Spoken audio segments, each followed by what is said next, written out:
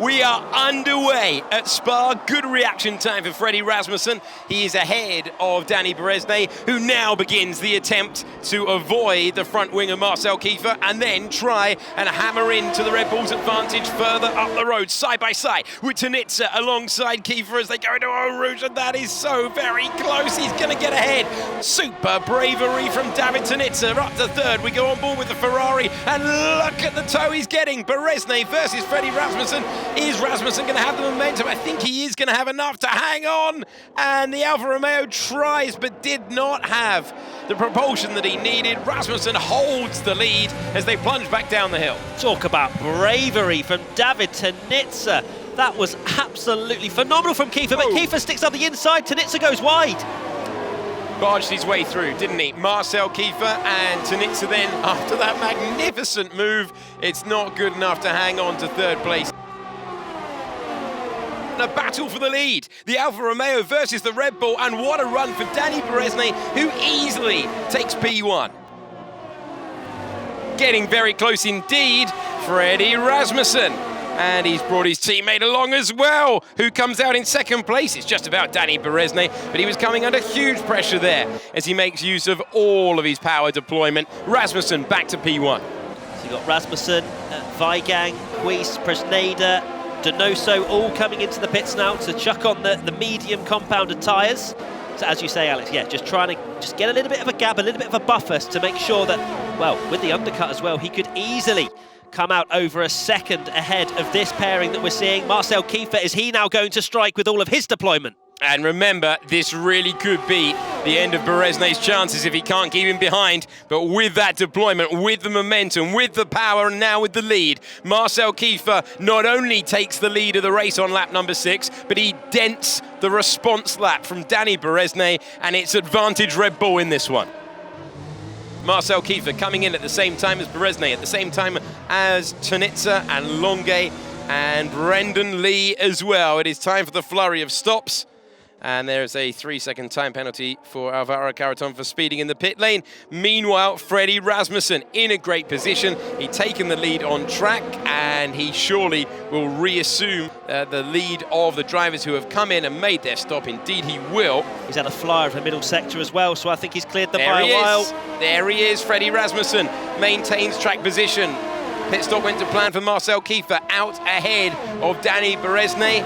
And when the front 5 come into the pits, Freddie Rasmussen is in a brilliant position to retake the lead. There's a lot of action behind Longuet and Tanitsa. Longuet with the position ahead of Tanitsa for the time being. Tanitsa being pushed back into the clutches of his teammate for today, Philippe Presneda. Bono Huis up the road, and it's certainly not this intense between the Red Bulls at the moment. But they are very, very tightly packed further down the order and trying it around the outside of Presneda and making the move done. That'll be a nice one he'll want to see back. Brendan Lee improves to 13th. Yeah, that's one for the highlight reels for Brendan Lee. He hasn't been challenging for victories, but that was a very nice move. And he's looking very aggressive on those soft tyres, and that's the difference between the mediums and the softs at this stage.